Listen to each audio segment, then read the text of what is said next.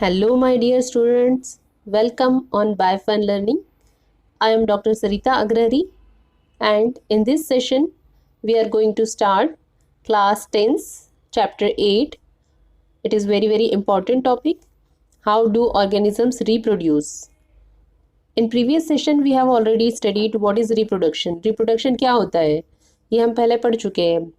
Living organisms अपने ही तरीके के न्यू इंडिविजुअल्स फॉर्म करते हैं, उसे हम कहते हैं रिप्रोडक्शन.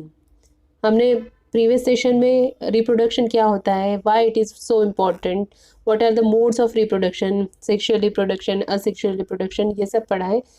असेक्सुअल रिप्रोडक्शन हम डिटेल में पढ़ चुके हैं. And in this session we are going to start sexual reproduction.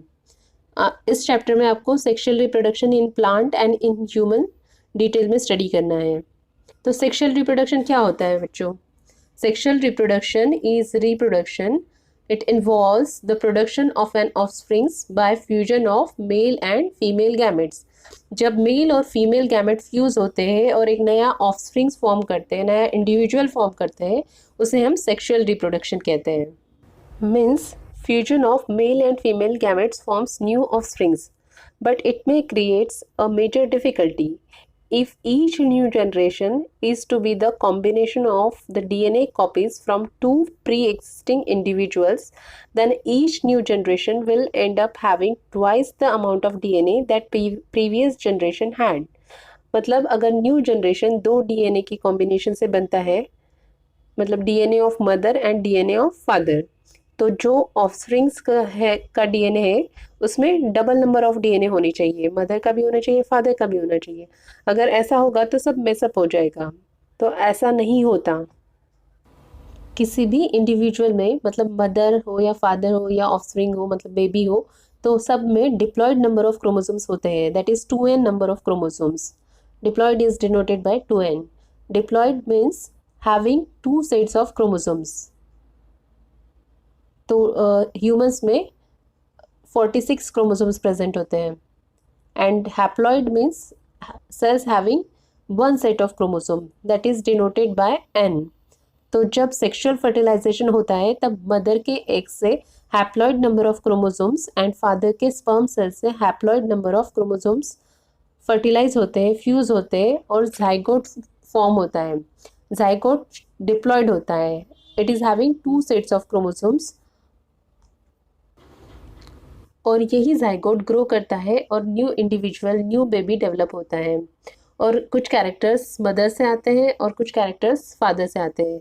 तभी आपने देखा होगा कि आपके अंदर भी कुछ कैरेक्टर्स या कुछ फीचर्स आपकी मदर की तरह होते हैं, कुछ फीचर्स फादर से रिजेंबल करते हैं. फॉर एग्जांपल, अगर मदर की आंखें ब्लू है और बेबी की आंखें भी ब्लू दिखाई देती है आपको, और फादर की कर्ली हेयर्स है तो बेबी में भी कर्ली हेयर्स आ जाते हैं.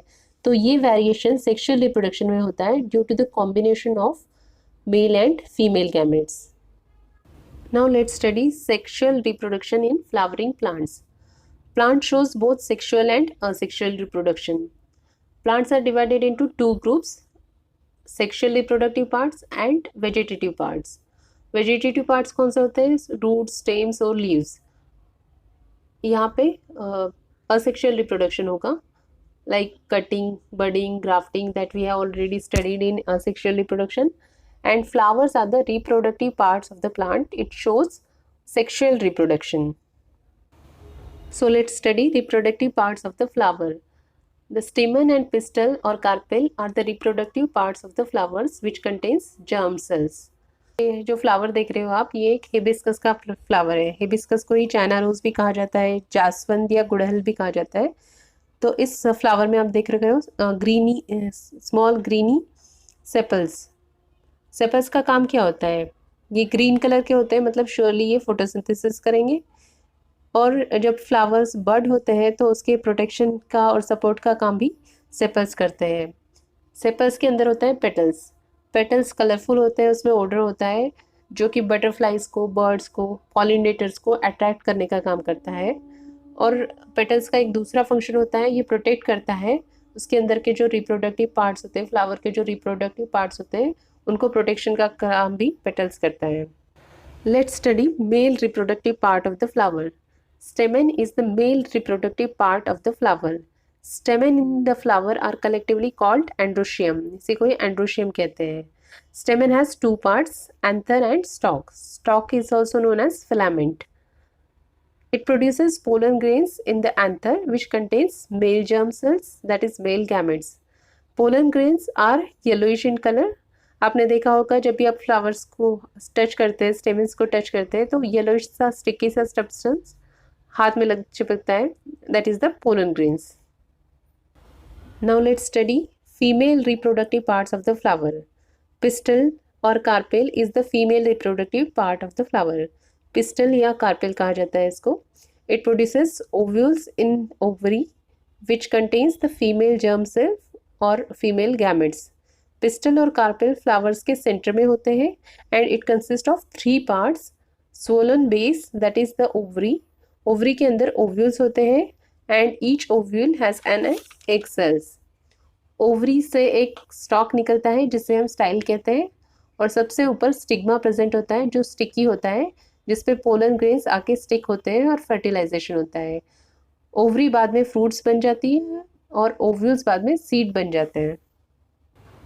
But there are some flowers which are unisexual flower. Uni means one. Unisexual flower means a flower that contains or possesses either stamen or carpel but not both. For example, papaya and watermelon are the unisexual flowers, but hibiscus is the bisexual flower because it contains both stamen and carpel. अब आपको पता है male germ cells produced by pollen grains need to be fused with female germ cells present in ovules. This fusion or fertilization of germ cells gives us zygote which is able to grow into a new plant. इसके लिए pollen grains को stigma तक पहुंचना होगा और इसी process को हम पोलिनेशन कहते हैं. Transfer of pollen grains from anther to the stigma of a flower is called pollination. This transfer of pollen from one flower to another is achieved by agents like wind, water, animals, insect. अगर pollen grains एक flower के anther से same flower के stigma पे transfer होते हैं तो उसे सेल्फ पॉलिनेशन कहते हैं, और अगर पोलन ग्रेन्स एक फ्लावर के एंथर से दूसरे फ्लावर के स्टिग्मा पे ट्रांसफ़र होते हैं तो उसे हम क्रॉस पॉलिनेशन कहते हैं. Now let's study fertilisation. Fertilisation कैसे होगा? अब पोलन ग्रेन ट्रांसफ़र हो गया स्टिग्मा पर, बाद में क्या होगा? Pollen grain pollen tube produce करेगा which passes through style and enters the ovary and then ovule. In the ovule, male germ cells, that is male gamete, fuses with the female germ cell, that is female gamete, to form a zygote. This process is called fertilization. मतलब male gamete and female gamete fuse होंगे और zygote form होगा. This zygote divides several times and forms embryo. This embryo develops into seed and ovary develops into fruit. तो कई सारे pollen grains आके stick होंगे stigma पर और सब पोलन ग्रेन्स पोलन ट्यूब्स बनाएंगे, और जो पोलन ट्यूब ओव्यूल तक सबसे पहले पहुंचेंगे वहाँ फर्टिलाइजेशन होगा. यहाँ आप देख सकते हो embryo sac. Embryo sac is present inside the ovule. ये ओव्यूल के अंदर प्रेजेंट होता है. This is in inverted position. You can see here. Chalazal end होता है ऊपर साइड में और माइक्रोपाइलर एंड होता है नीचे साइड में.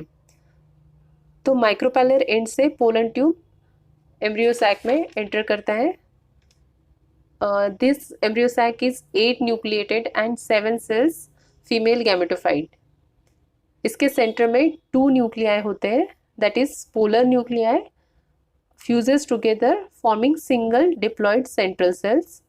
This central cell later fuses with the sperm to form triploid endosperms, और उसका काम होता है नरिशमेंट प्रोवाइड करना, डेवलपिंग एम्ब्रियो को नरिशमेंट प्रोवाइड करना.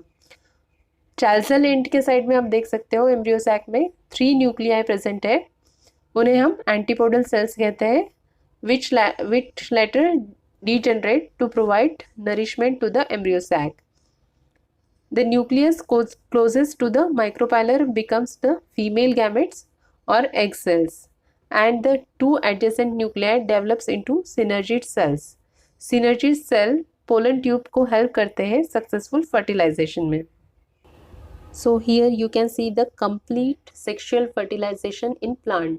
हमने देखा कि मेल रिप्रोडक्टिव पार्ट होता है स्टेमेन, जो बनता है एंथर और फिलामेंट से, और फीमेल रिप्रोडक्टिव पार्ट होता है पिस्टल, जो बनता है ओवरी, स्टाइल और स्टिग्मा से। तो स्टेमेन के एंथर्स में से पोलन निकलकर पिस्टल के स्टिग्मा पे जाके स्टिक करते हैं, वहाँ पे वो पोलन ट्यूब फॉर्म करता है। पोलन ट्यूब एंटर करते हैं ओवरी के अंदर, ओव्यूल में, और ओव्यूल के अंदर एम्ब्रियो सैक होता है, वहाँ जाके मेल जर्म सेल और फीमेल जर्म सेल्स फ्यूज करते हैं और जाइगोट फॉर्म करते हैं। जाइगोट डिवाइड होता है और एम्ब्रियो बनता है। एम्ब्रियो बनने के बाद सीड डेवलप होगा और एक न्यू इंडिविजुअल प्लांट डेवलप होगा, सीडलिंग डेवलप होगा। This seed contains the future plant which develops into seedling under appropriate condition. This process is known as germination. Here you can see plumule develops into future shoot, radicals develops into future root, and the cotyledons stores the food for the germination for the development of new plant. यहाँ पे हमारा sexual reproduction in plant complete होता है। Hope you understand it very well.